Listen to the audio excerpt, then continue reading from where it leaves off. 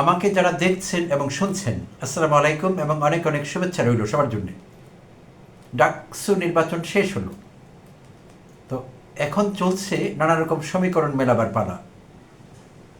ছাত্র শিবির যেভাবে ভূমিধস জয় পেল, আর ছাত্র দল যেভাবে গো হারা হারল, এই সমীকরণটি অনেকেই মেলাবার চেষ্টা করছেন। কেন হলো এমনটি? এমনটি তো হবার কথা ছিল না। ছাত্রদল ছিল ভীষণভাবে কনফিডেন্ট, কিছুটা ওভার কনফিডেন্ট, আর সেখানে জয় পরাজয়ের যে ব্যবধান আমরা দেখতে পাচ্ছি সেটি অবিশ্বাস্য, বাট হলেও সত্যি তাই হয়েছে। বিচ্ছিন্ন কিছু দুর্ঘটনা, ইনসিডেন্ট, যেই অভিযোগগুলো তুলছে ছাত্রদল বা অন্যরা, যা আমরা ধরতে পারি না আসলে। তো সার্বিকভাবে নির্বাচন ভালো হয়েছে, সুষ্ঠু হয়েছে। আর তারা যেই অভিযোগগুলো তুলছে সেগুলো সব নির্বাচনেই হারু পার্টি বা যারা হেরে যায় তারা বাংলাদেশের মতো দেশে এই অভিযোগগুলো তুলে থাকে। সো এগুলো আমলে নেওয়ার কিছু নেই। নির্বাচন ভালো হয়েছে এবং সর্বজনগ্রাহ্য গ্রহণযোগ্য একটি নির্বাচন হয়েছে বলতে হবে, যদি অনেক রকমের আশঙ্কা ছিল। সরকারের পূর্ণ প্রস্তুতি ছিল যে কোনো পরিস্থিতির জন্য। খুশির খবর যে তেমন কিছু হয়নি, ঠিকঠাক গেছে সব কিছু। তো এমন একটি নির্বাচনে কেন এইভাবে ছাত্রদল হেরে গেল, আর শিবির কিভাবে এরকম ভূমিধস জয় পেল? তো আমি নানাভাবে ঘেটে ঘুটে আমার একটা অবজারভেশন আপনাদের সঙ্গে এখন শেয়ার করব এই এপিসোডে। আমি 5টি করে কারণ বের করেছি, যেই 5টি কারণে শিবির এই ভূমিধস জয় পেল, আর যেই 5টি কারণে ছাত্রদল এইভাবে হেরে গেল। তো আমি কারণগুলো এক এক করে আপনাদের সঙ্গে শেয়ার করব। প্রিয় দর্শক, আপনারা আপনাদের মতামত জানাবেন, আপনারা কি ভাবছেন। নতুন কোনো কারণ আপনাদের যদি জানা থাকে জানাবেন কমেন্ট করে, এবং এই আলোচনাটি আমি একটি লাইভলি ডিসকাশনে নিয়ে যেতে চাই আপনাদের সহযোগিতায়, আপনাদের মতামতের ভিত্তিতে। তো শুরু করছি। প্রথমেই আমি শুরু করব শিবির কিভাবে এতটা জয় পেল, ভূমিধস জয় কিভাবে পেল তারা। 5টি কারণ আমি একে একে বলবো, আমার অবজারভেশন আমি আগেই বলে নিচ্ছি, স্বতঃসিদ্ধ কিছু নয়। প্রথমত, ছাত্র শিবির একটি আদর্শ ভিত্তিক সংগঠন, আর আদর্শ ভিত্তিক সংগঠন হবার কারণে হাসিনা মোটেই এরকম কোনো সংগঠনকে সহ্য করেনি। আপনাদের জানা আছে 15-16 বছর ছাত্র শিবির এবং জামায়াতে ইসলাম কি পরিমাণ নির্যাতিত হয়েছে হাসিনা এবং আওয়ামী লীগের দ্বারা, এবং বেশ কিছু জামায়াত নেতা বিচার বিভাগীয় হত্যাকাণ্ডের শিকার হয়েছেন। তাদের বিরুদ্ধে অভিযোগ ছিল যুদ্ধাপরাধের অভিযোগ, এবং এইটি বিচার করার মতো ব্যাপার হতে পারে, বাট সেই বিচারে তাদের ন্যায় বিচার পেতে হবে। ন্যায় বিচার তারা পাননি। খুবই তড়িঘড়ি করে এবং খুবই কন্ট্রোভার্সিয়াল কিছু বিচার কার্য পরিচালনা করে এখানে মিসক্যারেজ অফ জাস্টিস হয়েছে। আসলে ন্যায় বিচার তারা পাননি। আর এমনিতেই তো কোথাও তারা কোনো সাংগঠনিক কর্মকাণ্ড চালাতে পারেননি, হাসিনা সেটি হতে দেয়নি। বাট যেটি বলছিলাম, আদর্শভিত্তিক সংগঠন হবার কারণে শিবির কোনো না কোনোভাবে তারা তাদের অস্তিত্ব টিকিয়ে রেখেছে। এবং আজকাল আমরা এই টার্মগুলো শুনছি, গুপ্ত সংগঠন, সুপ্ত সংগঠন, স্লিপার সেল, এরকম নানা নামে আখ্যা দেওয়া হচ্ছে যে তারা, এমনকি বলা হচ্ছে ছাত্রলীগের সঙ্গে তারা মিলেমিশে চলেছে, ছাত্রলীগে ঢুকে পড়েছে। অর্থাৎ তারা মনে প্রাণে শিবির কর্মী ছিলেন, শিবিরের নেতা ছিলেন, বাট তারা ইম্পারসোনেট করেছেন যে আমরা ছাত্রলীগের সদস্য বা ছাত্রলীগ করছি। তো এইভাবে তারা তাদের অস্তিত্ব বাঁচিয়ে রেখেছেন। এটি একটি এক্সিস্টেন্সিয়াল স্ট্র্যাটেজি, অস্তিত্ব টিকিয়ে রাখবার একটি কৌশল। তো অনেকে এটির সমালোচনা করছেন, বাট আমি ব্যক্তিগতভাবে এখানে দোষের কিছু দেখি না। অস্তিত্ব টিকিয়ে রাখবার জন্যে রাজনীতিতে এই চর্চা আছে, নতুন কিছু নয়। তো শিবির সেভাবে ক্যাম্পাসগুলোতে টিকে আছে। ঢাকা বিশ্ববিদ্যালয়ে তারা ছিল, বিভিন্ন আদলে বিভিন্ন ফরম্যাটে শিবিরের অস্তিত্ব ছিল, আর ভিতরে ভিতরে তারা সাংগঠনিক কর্মকাণ্ড চালিয়ে গিয়েছে। ফলে তাদের একটি অবস্থান ছিল। যখনই ডাকসু নির্বাচনের তোড়জোড় শুরু হয়, ঘোষণা আসে, কার্যক্রম চলে, তখন তাদের বেশি ব্যাক পেতে হয়নি, তাদের স্ক্র্যাচ থেকে শুরু করতে হয়নি। তাদের একটি ফরম্যাট, তাদের একটি ফাউন্ডেশন ছিল।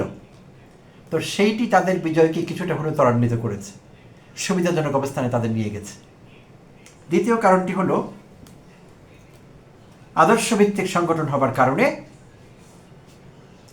নেতাকর্মীদের মধ্যে সেলফ ডিসিপ্লিন, নিজেদের শৃঙ্খলার মধ্যে রাখা, তারা সেটি করতে পেরেছেন শিবিরের নেতাকর্মীরা। লেখাপড়া, বুদ্ধিভিত্তিক চর্চা এগুলো তাদের চলেছে, অব্যাহত থেকেছে। যেখানে অন্য দলগুলো লেখাপড়ার ধারে কাছেও নেই, তারা কিন্তু এই কাজটি করেছেন। তাদের করতে হয় সাংগঠনিক বাধ্যবাধকতা, লেখাপড়া করা, পাঠচক্র থাকে, তো এসব তাদের থাকে, তো সেগুলো তারা করেছেন।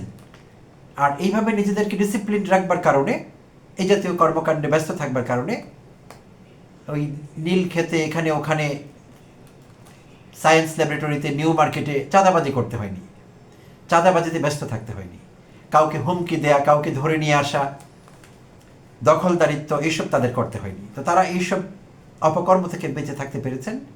ফলে তাদের একটি ক্লিন ইমেজ দাঁড়িয়েছিল। সেই ক্লিন ইমেজ নির্বাচনে ভালো ফলাফল পেতে সহযোগিতা করেছে, অবভিয়াসলি করবে এটি। আচ্ছা, তৃতীয় কারণটি হলো তারা বিভিন্নভাবে সেবামূলক কার্যক্রম চালিয়ে গেছেন হলগুলোতে, বিশেষভাবে। যেমন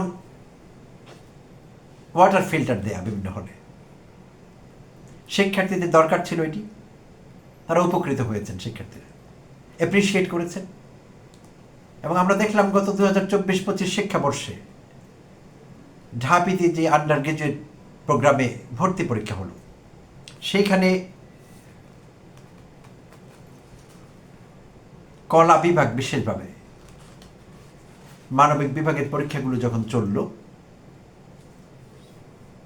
কলা অনুষদের, সেখানে শিবিরের নেতা কর্মীরা নানা রকম সেবামুখী কার্যক্রম চালিয়েছেন।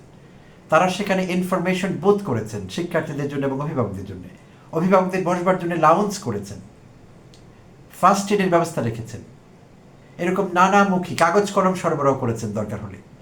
এরকম নানামুখী সেবামূলক কাজ কিন্তু তারা শিবিরের নেতাকর্মীরা চালু রেখেছিলেন। এমনকি তারা আর্থিক সাহায্য করেছেন, যেসব শিক্ষার্থীরা নিডি, যাদের দরকার আছে আর্থিক সাহায্যের, স্কলারশিপের আদলে তারা সেই ব্যবস্থাও কিন্তু করেছেন। এই খবরও কিন্তু আছে আমাদের কাছে। তো অনেকে এটিকে নেতিবাচকভাবে দেখছে। সম্প্রতি তারা কেন ফিল্টার দিয়েছে এটি নিয়ে তর্ক বিতর্ক হয়েছে। কি অপরাধ করেছে ফিল্টার দিয়ে? যারা এই তর্ক তুলেছে তারা কুতর্ক করেছে, এটি কোনো ভালো তর্ক না। ফিল্টার যদি ছাত্রছাত্রীদের, শিক্ষার্থীদের কাজে এসে থাকে, খুব ভালো কাজ করেছে শিবির সেটি দিয়ে। ফার্স্ট এড বক্স যদি কারো কাজে এসে থাকে, তারা দিয়ে খুব ভালো কাজ করেছে। তো সেবামূলক কাজ তারা করেছে। এখন সেইটি তারা খুব ভালো মানুষ, মানবিক কারণে করেছে, যেহেতু তারা আদর্শভিত্তিক এবং ধর্মভিত্তিক সংগঠন, জনসেবা করলে সওয়াব পাওয়া যায়, সেই মানসিকতা থেকেও করতে পারেন। আবার পলিটিক্যাল স্ট্র্যাটেজির অংশ হিসাবে করতে পারেন, যে অন্য দল এসব কাজ করছে না, আমরা করব, করে এগিয়ে থাকবো। কোনো দিক থেকে এগুলো, এই কাজগুলো নিন্দনীয় নয়। তারা এইসব কাজ জারি রেখেছেন, করেছেন, দোষের কিছু নেই। অন্য দল পিছিয়ে ছিল, এসব কাজ থেকে তারা দূরে ছিল, তাদের ব্যস্ততা অন্য জায়গায় ছিল, নেতিবাচক বিশেষভাবে, বেশিরভাগ ক্ষেত্রে। আচ্ছা, শিবির নেতাকর্মীদের মেয়ে শিক্ষার্থীদের কাছে, নারী ভোটারদের কাছে বিশেষ গ্রহণযোগ্যতা ছিল বলে মনে করছি। বিশেষভাবে ভিপি এবং জিএস পদপ্রার্থী সাদিক কায়েম এবং এস এম ফরহাদ, এই দুজনের ব্যক্তি ইমেজ খুবই ভালো, শার্প, ক্লিন মেয়েদের কাছে। একটি উদাহরণ দিচ্ছি, তাহলে পরিষ্কার হবে। আপনারা যারা খুব ক্লোজলি মনিটর করছেন এই ডাকসু নির্বাচন এবং সব কিছু রিলেটেড, যখনই সাদিক কায়েমের নাম ঘোষণা করা হলো রোকেয়া হলে, রোকেয়া হলের শিক্ষার্থীদের দেখা গেল উচ্ছ্বাস প্রকাশ করতে, বাঁধ ভাঙা উচ্ছ্বাস সাদিক কায়েমের নাম উচ্চারিত হওয়ার সঙ্গে সঙ্গে। তো তাতে করে বোঝা যায় নারী ভোটাররা, মেয়ে ভোটাররা তাদেরকে অকণ্ঠ সমর্থন দিয়েছেন এবং তাদের ভোট একচেটিয়া তারা পেয়েছেন। শিবির পেন, যদিও একটি নেতিবাচক প্রচারণা তাদের বিরুদ্ধে ছিল যে মেয়েরা শিবিরকে ভোট দেবে না, উল্টোটাই আমরা হতে দেখেছি। এটিও একটি কারণ তাদের এগিয়ে থাকবে। আচ্ছা, আরেকটি কারণ হলো, সেটি একটি গুরুত্বপূর্ণ কারণ, আমি শেষে উল্লেখ করছি, কিন্তু লাস্ট বাট নট লিস্ট, মোটেই কম গুরুত্বপূর্ণ নয়। সেই কারণটি হলো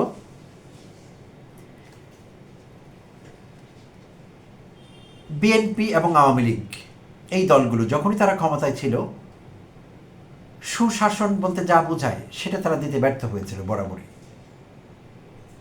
বিএনপির দেবার কিছুটা সুযোগ ছিল, চাইলে তারা দিতে পারত, দেয়নি, উল্লেখযোগ্য কিছু না।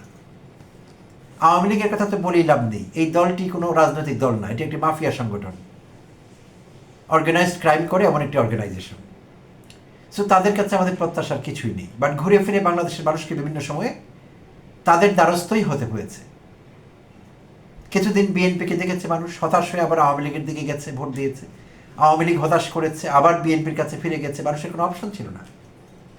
তো এই দলগুলোকে বাংলাদেশের ভোটাররা এবং বিশেষভাবে এই প্রসঙ্গে ঢাকা বিশ্ববিদ্যালয়ের শিক্ষার্থীরাও, তারা সচেতন, এই দেশের সচেতন নাগরিক, বয়সী তরুণ তরুণী হলেও তারা যথেষ্ট খোঁজখবর রাখেন আজকাল। সো তারা এই দলগুলোর উপর আস্থা হারিয়েছে, অর্থাৎ প্রচলিত রাজনীতির উপর তারা আস্থা হারিয়েছে। যে বিএনপি এবং আওয়ামী লীগ বা বিএনপির ভ্রাতৃপ্রতিম সংগঠন, ছাত্র দল, এদেরকে ভোট দিয়ে লাভ কি? এরা তো একই মুদ্রার এপিটুপিট। ওরা চাঁদাবাজি করবে, ওরা রাহাজানি করবে, দস্যুতা করবে, হুমকি দেবে, তুলে নেবে কাউকে, দখলদারিত্ব বজায় রাখবে। এবং গত এক বছরে যা করেছে মূল দল বিএনপি, যুবদল, স্বেচ্ছাসেবক দল এবং কোথাও কোথাও ছাত্র দল, সীমিত পরিসরে হলেও যা করেছে, চাঁদাবাজিতে তারা ইতিহাস সৃষ্টি করেছে। তো ঢাকা বিশ্ববিদ্যালয়ের শিক্ষার্থীদের এইসব বিষয়কে ভালোভাবে নেবার কোনো কারণ আছে কি? নেই। তাই তারা ছাত্র দলের উপর থেকে মুখ ফিরিয়ে নিয়েছে, তাদের দিক থেকে মুখ ফিরিয়ে নিয়েছে। আর সঙ্গত কারণে ভোটগুলো শিবিরের বাক্সে পড়েছে। তো এই 5টি কারণ। অনেকে আরেকটি কারণ নিয়ে আজকাল কথা বলছেন, গত 2 দিন ধরে কথা হচ্ছে এই নিয়ে, যে এটি আওয়ামী লীগেরও একটি স্ট্র্যাটেজি। ছাত্রলীগের মেম্বাররা সব শিবিরকে ভোট দিয়েছে। কেন দিয়েছে?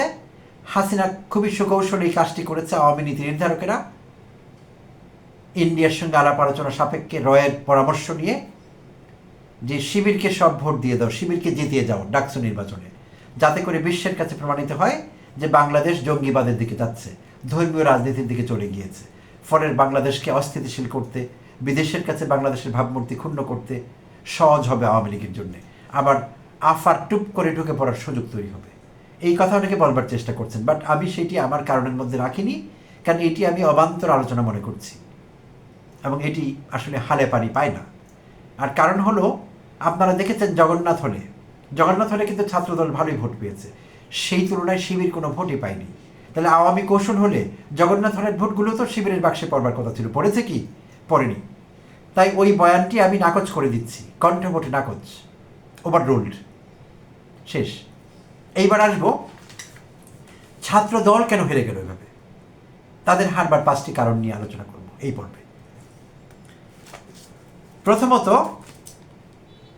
যেমন বলছিলাম যে 15-16 বছর জামায়াত এবং শিবির টিকতে পারেনি কোথাও, বাট শিবির বুদ্ধিবৃত্তিক চাল দিয়ে গুপ্ত সুপ্ত নানা ফরম্যাটে, নানা স্টাইলে অস্তিত্ব রক্ষা করেছে। ছাত্র দলের তো একই অবস্থা। তাদের প্যারেন্ট কোম্পানিতে দাঁড়াতে পারেনি বিএনপি, সরি প্যারেন্ট কোম্পানি না, ভুল বলে ফেলেছি, প্যারেন্ট অর্গানাইজেশন। তাদের প্যারেন্ট অর্গানাইজেশন বিএনপি তো কোথাও দাঁড়াতে পারেনি। আমি কতবার আফসোস করেছি আমার পরিচিত মহলে, বন্ধু মহলে, বিএনপির জন্য আফসোস করেছি, খারাপ লেগেছে। যেই দলটিকে হাসিনা জয় বাংলা করে দিল, মুসলিম লীগ বানিয়ে দিল, তো বিএনপির যখন এই দশা ছিল প্যারেন্ট অর্গানাইজেশনের, তখন আর বাকিগুলো কোথায় হালে পানি পায়? ছাত্র দল বলি, যুব দল বলি, স্বেচ্ছাসেবক দল বলি, এদের তো অস্তিত্বই থাকে না, প্যারেন্ট অর্গানাইজেশনের যেহেতু খবর নেই। কিন্তু শিবিরের মতো ছাত্র দল বুদ্ধিবৃত্তিক স্ট্র্যাটেজি নিতে পারেনি সেভাবে, যে বিভিন্ন ফরম্যাটে টিকে থাকা, কর্মকাণ্ড জারি রাখা পারেনি তারা সেভাবে।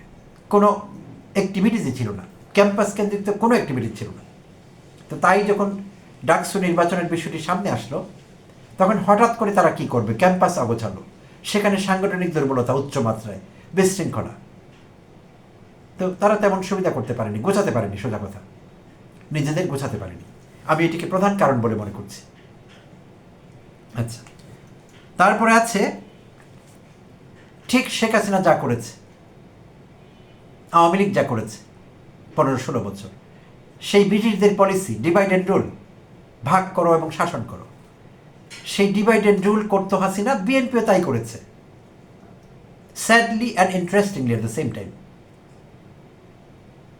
তারা মুক্তিযুদ্ধের পক্ষে বিপক্ষে এই যুক্তিতর্ক জুড়ে দিয়েছে লজ্জাকরভাবে, লজ্জাজনকভাবে। তাদের এটা বলতে লজ্জাই করেনি বিএনপি নেতাদের যে জামায়াত ছিল তাদের স্ট্র্যাটেজিক পার্টনার, বছরের পর বছর একসঙ্গে নির্বাচন করেছে, আন্দোলন করেছে, জামায়াতের মন্ত্রী ছিল বিএনপির মন্ত্রিসভায়। সেখানে তারা এখন এই প্রশ্ন তুলেছে জামায়াত মুক্তিযুদ্ধের বিরোধী শক্তি, স্বাধীনতা তারা চায়নি, তারা এই করেছে, তারা সেই করেছে। এই আলাপগুলো বিএনপি জুড়ে দিয়েছে। শুধু বিএনপি না, যুবদল, স্বেচ্ছাসেবক দল এবং ছাত্রদল। খুব সাম্প্রতিককালে ছাত্রদল ঢাকা বিশ্ববিদ্যালয়ে তারা ছাত্র শিবিরকে, জামাত ইসলামকে আক্রমণ করে অনেক কথাবার্তা বলেছে ছাত্রদলের ছেলেমেয়েরা, যেটি সাধারণ শিক্ষার্থীরা এবং এই দেশের মানুষ ভালোভাবে নেয়নি। আর তাদের ব্যাপারে মানুষের মনে বিতৃষ্ণা তৈরি হওয়া, তার মানে তাদের প্রতিপক্ষ এবং এই মুহূর্তে যারা কিনা শিবির, তারা ভোটগুলো পেয়েছে, লোকের কনসিডারেশন তাদের দিকে গিয়েছে এবং যেতেই হবে, স্বাভাবিক। মানুষ বুঝতে পারে যে যারা একসময় তোমার বন্ধু ছিল, পার্টনার ছিল, দরকার ছিল তাদেরকে, এখন তুমি তাদেরকে ডিচ করছো, ছুঁড়ে ফেলে দিচ্ছ। মানুষ ভালোভাবে নেয়নি এটিকে। আর 5 আগস্ট পরবর্তী সময়ে বাংলাদেশের মানুষ এই বিভক্তির রাজনীতি, পলিটিক্স অফ ডিভিশন তারা দেখতে চায় না, তারা দেখতে চায় পলিটিক্স অফ রিকনসিলিয়েশন। কিন্তু সেই কথাগুলো, সেই বাণীটি, সেই আওয়াজটি বিএনপির কাছ থেকে, ছাত্রদলের কাছ থেকে এই দেশের মানুষ পায়নি, ঢাবি শিক্ষার্থীরাও পায়নি। সো ছাত্রদলকে বিবেচনা দেবার তারা কোনো কারণই দেখেনি আসলে। আচ্ছা, তৃতীয় যে কারণটি, রাকসু নির্বাচনকে কেন্দ্র করে রাজশাহী ইউনিভার্সিটির, সেখানেও আমরা দেখলাম ছাত্রদল খুবই অ্যাগ্রেসিভ ভূমিকায়। তারা বিশ্ববিদ্যালয়ের প্রশাসনকে জিম্মি করছে, শিক্ষকদের সঙ্গে, প্রশাসকদের সঙ্গে বাজে বিহেভ করছে, খুবই রাফলি তাদেরকে হ্যান্ডেল করছে, তাদের সঙ্গে বিহেভ করছে, তালা মেরে দিচ্ছে, কার্যক্রম অচল করে দিচ্ছে, বেয়াদবি করছে সোজা কথায় বলতে গেলে। এবং ছাত্র দল যা করেছে সেটা একেবারে উল্লেখযোগ্য, চোখে পড়বার মতো তারা যা করেছে সেখানে। এবং উপাচার্য সেখানে বাধ্য হয়ে তিনি কিছু গরম কথা বলেছেন। তিনি বলেছেন, তোমরা মারামারি করবে, হাতাহাতি করবে, এখানে গুন্ডামি করবে, আর আমি তোমাদের ইলেকশন করে দিব, মামা বাড়ির আবদার পেয়েছ। হি রাইটলি সেড দ্যাট, উনি ঠিকভাবে সেটা বলেছেন। কাজে ওখানেও ছাত্র দলের উপর সাধারণ শিক্ষার্থীরা বিরক্ত। এবং ঢাবিতে একই কাজ তারা করেছে। নির্বাচনের আগে আগে একেবারে যখন নির্বাচন ঘনিয়ে আসলো, প্রশাসনের সঙ্গে যুদ্ধমদিহী অবস্থা, ঢাকা বিশ্ববিদ্যালয়ের উপাচার্যকে হুমকি দেওয়া, প্রক্টরকে ধমক দেওয়া, ছাত্রদের সঙ্গে ঔদ্ধত্যপূর্ণ আচরণ করা, এগুলো শিক্ষার্থীরা ভালোভাবে নেয়নি। তো এটিও একটি কারণ। আরেকটি কারণ যে আছে সেটি হলো 5 আগস্ট পরবর্তী সময়ে আওয়ামী লীগের সঙ্গে মিলিত হয়ে কোথাও কোথাও বিএনপি, যুবদল, স্বেচ্ছাসেবক দল আওয়ামী লীগের লোকদের শেল্টার দিয়েছে টাকার বিনিময়ে, কোথাও কোথাও দলে ভিড়িয়ে নিয়েছে, মেম্বার করে নিয়েছে দলের, কোথাও কোথাও তাদের সঙ্গে মিশে সিন্ডিকেট করে গ্রুপ অফ কোম্পানিজ বানিয়ে চাঁদাবাজি করেছে। ছাত্র দলের ছেলেরাও যুক্ত সেখানে। আমি বলছি না ঢাবি ছেলেরাই সব এগুলো করেছে, না, একটি ক্ষুদ্রাংশ ঢাবিরও তাদের এই সঙ্গে যুক্ত আছে। অন্য জায়গায় তো বলে লাভই নেই, জেলা উপজেলায় বিভিন্ন জায়গায় ছাত্রদলও আছে এর সঙ্গে, ইচ্ছে মতো চাঁদাবাজি করেছে। আমি চিনি এমন 2-4 জনকে যারা ধনী হয়েছে গত 1 বছরে, কোটিপতি হয়েছে। সো এই বিষয়গুলোকে ছাত্ররা ভালো চোখে দেখেনি, তারা তো সব খোঁজ খবর রাখে, তারা জানে বিএনপির আমলনামা গত 1 বছরের, যুবদলের, স্বেচ্ছাসেবক দলের, ছাত্র দলের। সো কী কারণ থাকতে পারে তাদের উপর আস্থা রাখবেন? কোনো কারণই ছিল না। ফলে সাধারণ ছাত্রছাত্রীরা, সাধারণ শিক্ষার্থীরা ছাত্র শিবিরকে বিকল্প হিসাবে দেখেছে। তারা, তাদের রেকর্ডটি তো ক্লিন ইমেজ, তারা তো কোথাও চাঁদাবাজি করছে না, করেনি, এমন রেকর্ড নেই, হুমকি দিচ্ছে না, কাউকে তুলে নিচ্ছে না। তাই তাদের বিরুদ্ধে যে বয়ানটি তৈরি করা হচ্ছে, মুক্তিযুদ্ধ বিরোধী, স্বাধীনতা বিরোধী, এই কথা কেউ নিচ্ছে না। লোক অ্যাকশন দেখছে, লোক দেখছে ছাত্রদল, বিএনপি, যুবদল, স্বেচ্ছাসেবক দল করছে চাঁদাবাজি, গুন্ডামি। অন দ্য আদার হ্যান্ড শিবির, জামায়াত এরা সেটা করছে না। এবং শুধু তাই না, জামায়াত কর্মীরা কোনো অফিসে যদি তিনি কাজ করেন, ছোট বড় বিভিন্ন পোস্টে, তারা কিছু নীতি নৈতিকতা মেনে চলছেন, অন্যরা করছে না সেটা, গলা কাটছে মানুষের, ফাইল আটকে লক্ষ লক্ষ টাকা নিচ্ছে মানুষের কাছ থেকে। জামায়াত জামায়াত সেই কাজটি করছে না। তো ভ্রাতৃপ্রতিম সংগঠন ছাত্র শিবিরের কর্মীরাও নিজেদের ইমেজকে ক্লিন রেখেছে, সে তাদের উপর আস্থা রাখা সহজ ছিল। পক্ষান্তরে ছাত্র দলের উপর আস্থা রাখা তাদের সহজ হয়নি। সের যে কারণটি বলবো, ছাত্র দলের, শুধু ছাত্র দলের না, ছাত্র দলের, যুব দলের, স্বেচ্ছাসেবক দলের, জাতীয় তাঁতি লীগের বুদ্ধিভিত্তিক দৈন্য প্রকট, অর্থাৎ শিবিরের বিপরীতে যদি দাঁড় করাতে চাই তাদের, এই দিকটি মেলানোই যাবে না। তাদের বেশিরভাগের লেখাপড়া নেই, খোঁজখবর রাখেন না, পাঠচক্র নেই, ওয়ার্কশপ নেই, ট্রেনিং নেই, পড়াশোনা নেই, কিচ্ছু নেই। শুধু আছে একটি দুপয়সা কীভাবে কামাই করা যাবে। একটা চকচকে মোটরসাইকেল দরকার, যার মোটরসাইকেল ছিল এতদিন তার একটা কার্ড দরকার, একটা লাইসেন্স দরকার, ব্যবসা দাঁড় করাবার দরকার। এই হলো চিন্তা সারাক্ষণ। তো বুদ্ধিভিত্তিক কোনো বিষয় নেই, এটা আমি বলছি না। অতি সম্প্রতি বিএনপি আমলের মন্ত্রী, বিমান বাহিনীর প্রধান ছিলেন এক সময়, air vice marshal Altaf Hossain Chowdhury, তিনি সম্প্রতি এক বক্তব্যে বলেছেন যে বিএনপি, যুবদল, ছাত্রদল, স্বেচ্ছাসেবক দল, অর্থাৎ বিএনপি এবং তাদের অঙ্গ সংগঠনের নেতাকর্মীদের চোখ থাকে টেম্পো স্ট্যান্ডে, লঞ্চ ঘাটে, দোকানপাটে চাঁদা নেবার উপর, আর ছাত্র শিবির জামায়াতের চোখ থাকে বিশ্ববিদ্যালয়ের দিকে। এটি কিন্তু অনেক বড় সিগনিফিকেন্স আছে তার এই কথার। নজরের ব্যাপার, কার নজর কোথায়, টেম্পো স্ট্যান্ড, লঞ্চ ঘাট, চাঁদা থেকে তোলা যায় সেই সব খোঁজখবর রাখা, সেখানে গিয়ে হামলা করা, সেখানে সময় কাটানো। আর জামায়াত শিবিরের চোখ বিশ্ববিদ্যালয়ের দিকে, অর্থাৎ কোনো বিশ্ববিদ্যালয়ের দায়িত্ব নেওয়া, বিশ্ববিদ্যালয় গ্রহণ করা, দখল করা, বিশ্ববিদ্যালয়ের শিক্ষক হওয়া, বিশ্ববিদ্যালয় কেন্দ্রিক, অর্থাৎ টার্গেটটি বড় টার্গেট, বুদ্ধিভিত্তিক টার্গেট, নজর বড়। তো এই বিষয়টি বড় পার্থক্য তৈরি করে। আমার বক্তব্য থেকে কারো মনেও হতে পারে যে আমি জামায়াত শিবিরের লোক, না, একদম না, অ্যাবসলিউটলি নট। আমি ছাত্র শিবিরেই কোনোদিন ছিলাম না ছাত্র জীবনে, আমি জামায়াতেও যুক্ত নই কোনোভাবেই না। সো আমাকে ট্যাগ দিয়ে কোনো লাভ নেই, আমি ট্যাগ দিচ্ছি না, আমি বাস্তবতা বলছি, আমার অবজারভেশন আপনাদের সঙ্গে শেয়ার করছি। তো শুরুতেই বলছিলাম আমার অবজারভেশন শেয়ার করলাম, আপনাদের কি অবজারভেশন আছে, কি মতামত আছে কমেন্টে জানাতে ভুলবেন না। এই আলোচনাটি লাইভলি হোক, আমি সেটি চাচ্ছি। ধন্যবাদ সবাইকে, ভালো থাকবেন।